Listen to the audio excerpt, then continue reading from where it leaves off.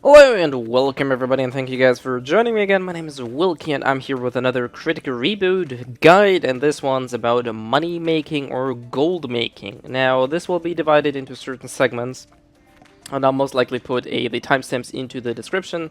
So if you want to jump to a specific spot, check the description out. As far as anything else goes, if there's anything I missed, anything that's unclear, feel free to put your question/information down into the comments, and I will very happily answer any questions or try to clarify a few things here and there.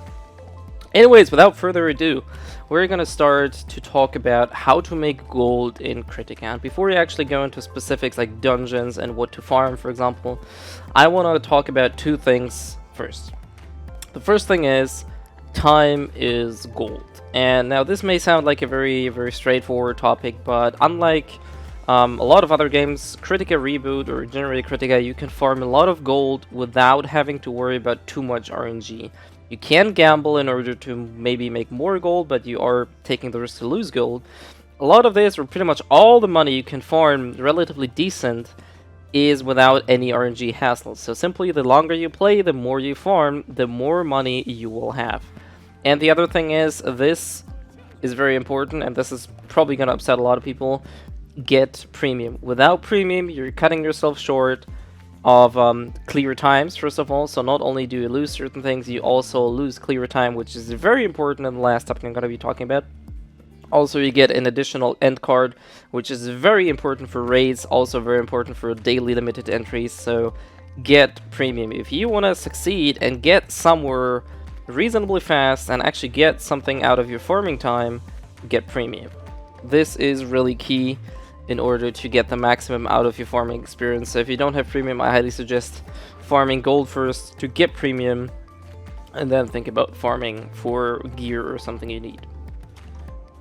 So, for the first segment, we are gonna be talking about daily dungeons, and I'm gonna be showing you specifically what I recommend in terms of gold making. This will not list all the dailies you can do. Generally, you should do all daily dungeons, but I will show you a quick overview of what dailies you should do. The first one is in Windy Highlands Camp, and for this one, you click on side at the bottom here, Haunted Spell Furnace. This one drops auxiliary enhancement stones, and every now and then, I only get 2 so far, and auxiliary enhancement fuse plus, which means these ones are not bound, and the item I'm talking about is this one, fuse auxiliary safeguard fuse plus.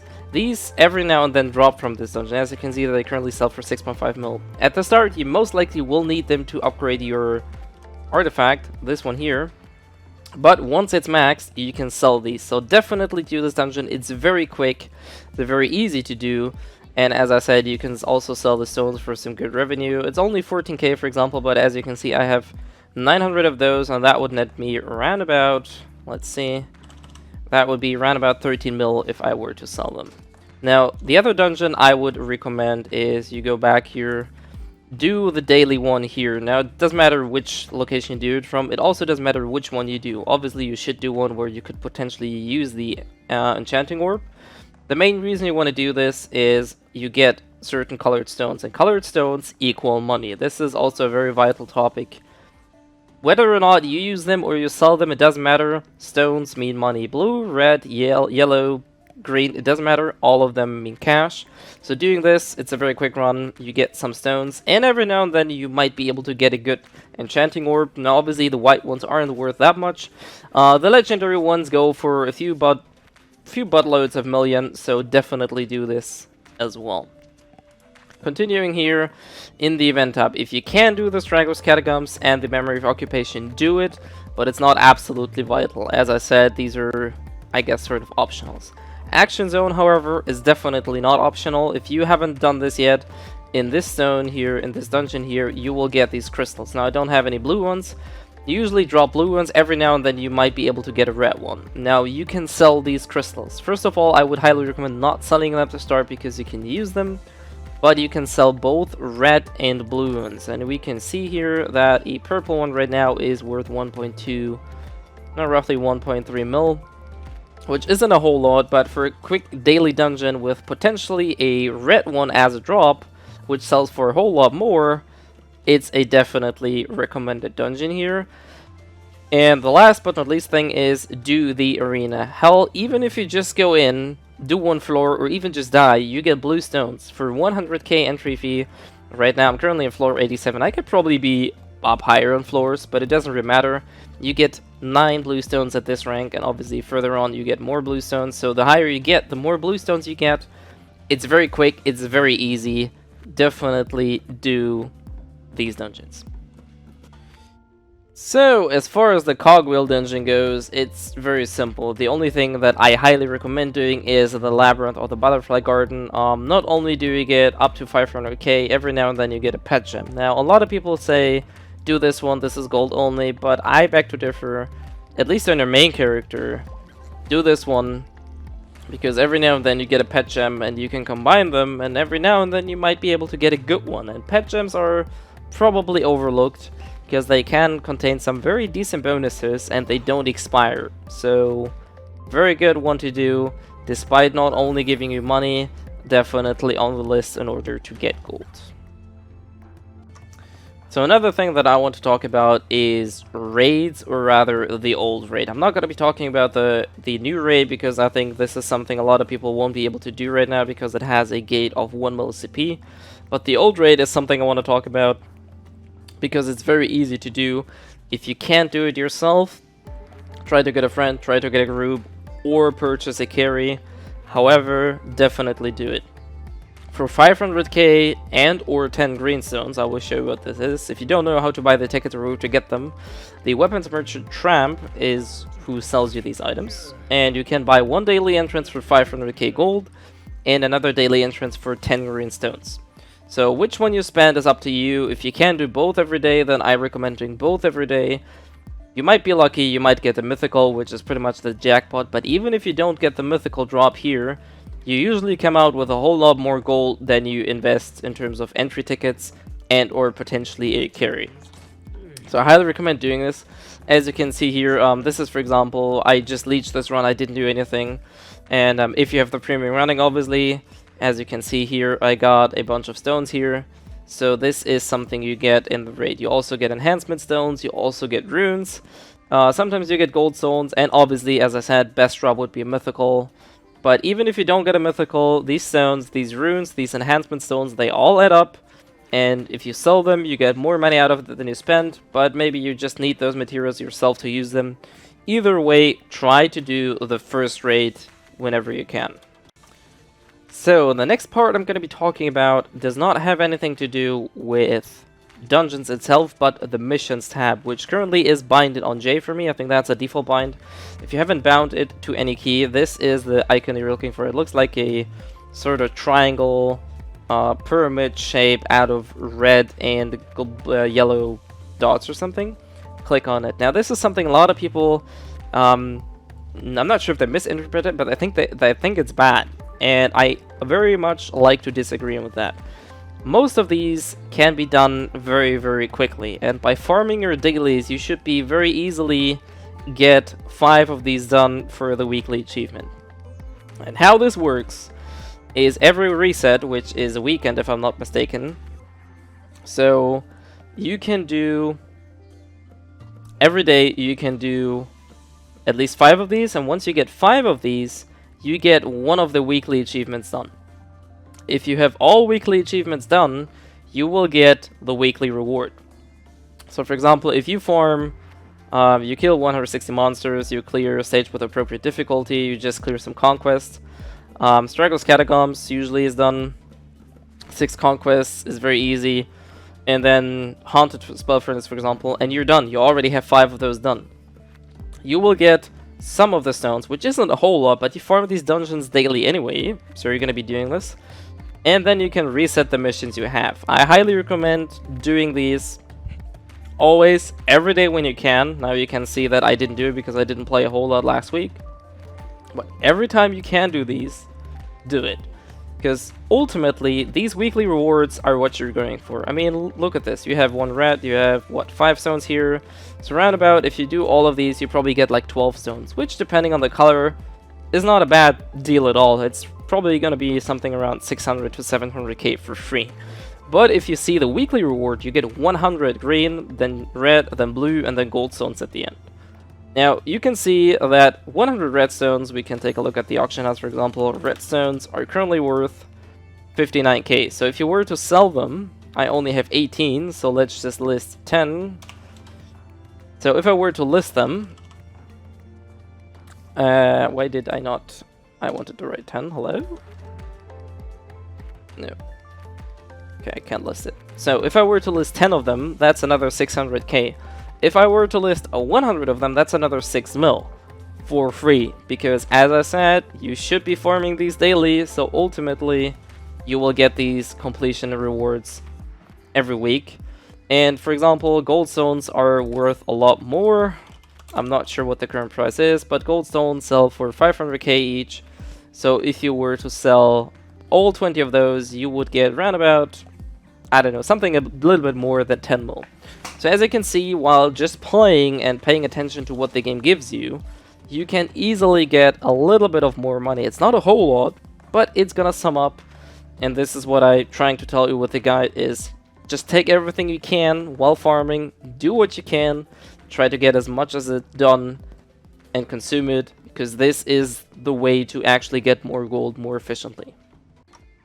So coming to the second last part of this guide is, what should we be doing when you're out of dailies, you've done your dailies, you've done your raids, you've been to the cogwheel, and you did all the missions under the J tab.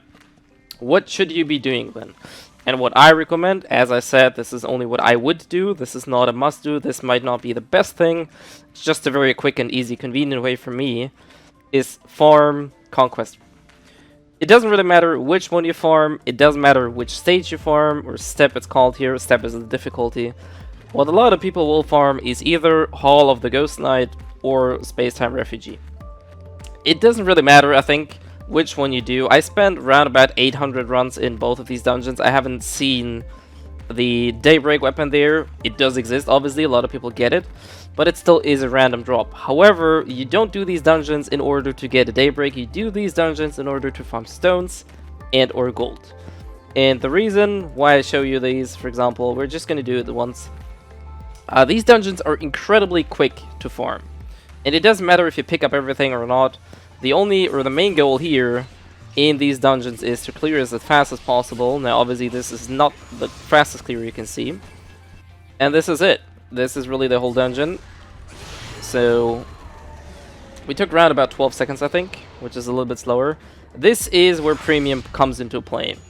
If you don't have premium, you have to watch this whole cutscene. And I time stopped it.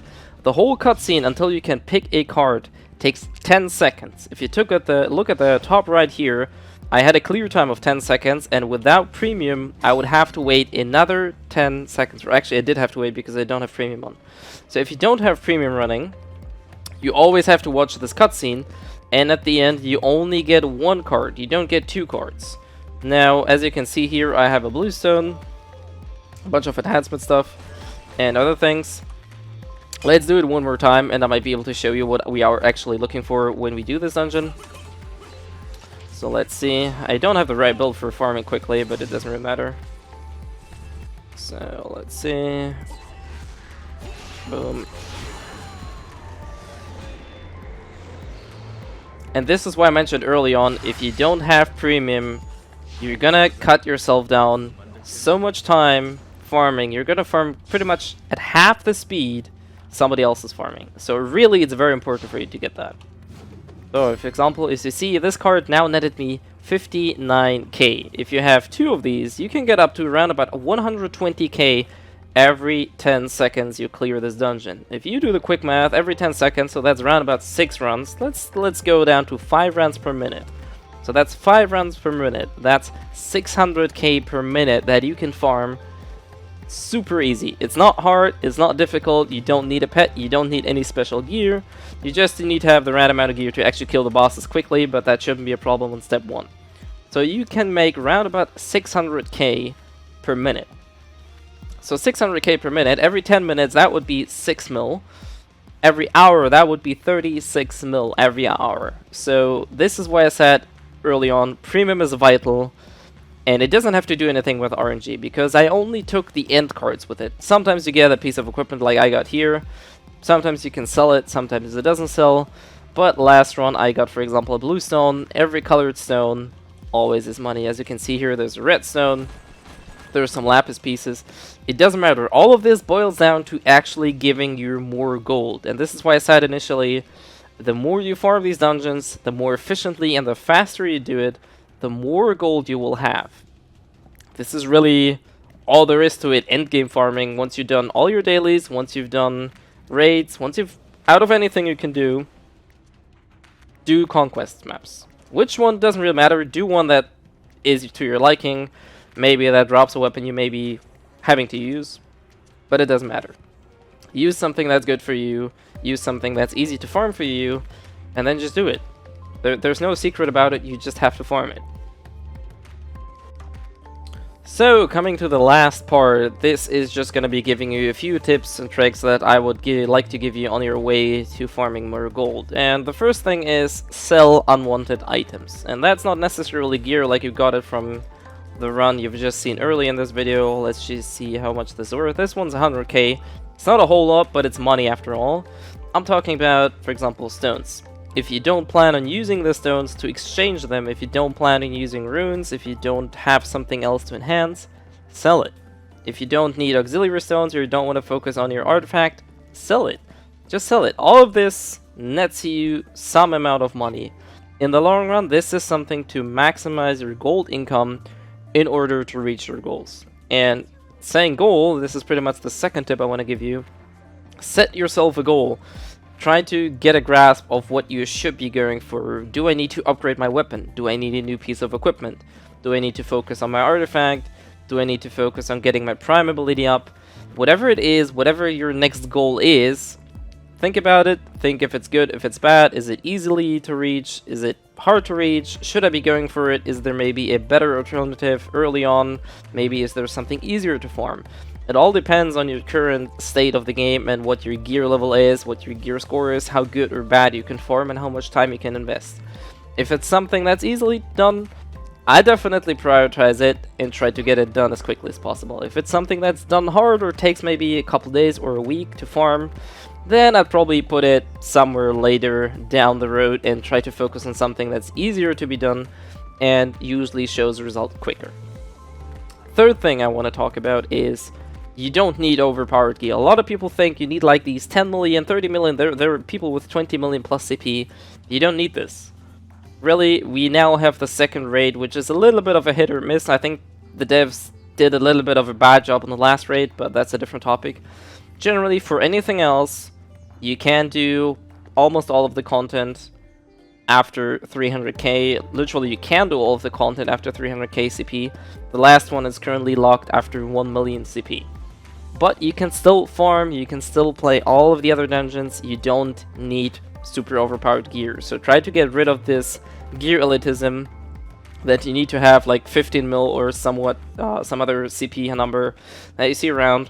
Most, if not all of these people that have these ridiculously high numbers probably spend some money on the cash shop, some maybe more, some maybe less.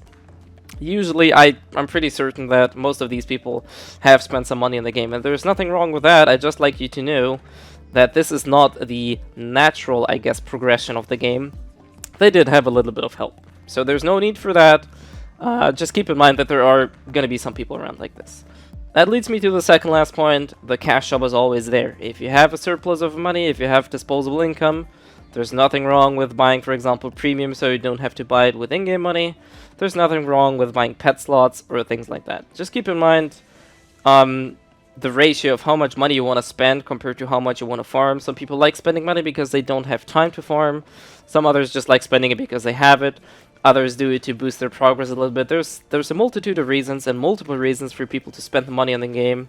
It is there. There's no doubt about it. There's no denying it. People that do spend money do progress faster in the game. That's just how it is.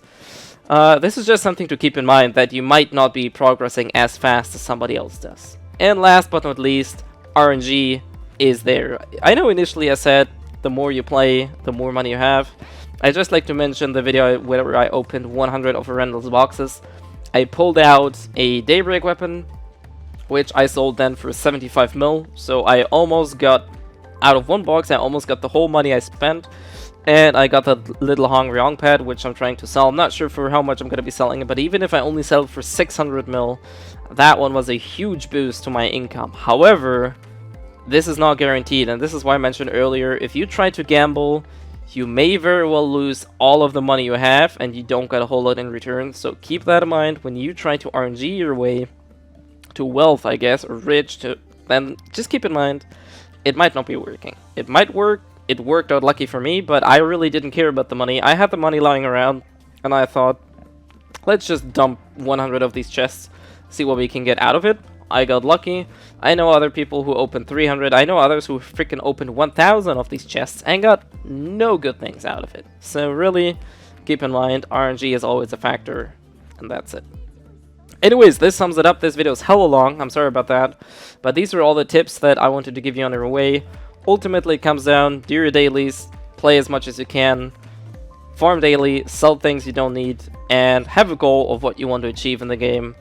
And then slowly but surely, you will be able to achieve it, progress further, and be more successful with it. Anyways, if you have anything else, if anything was unclear or something, then feel free to let me know. And I will be more than happy to clarify things in the comments. If not, then thank you everybody for watching, and I will catch you guys next time.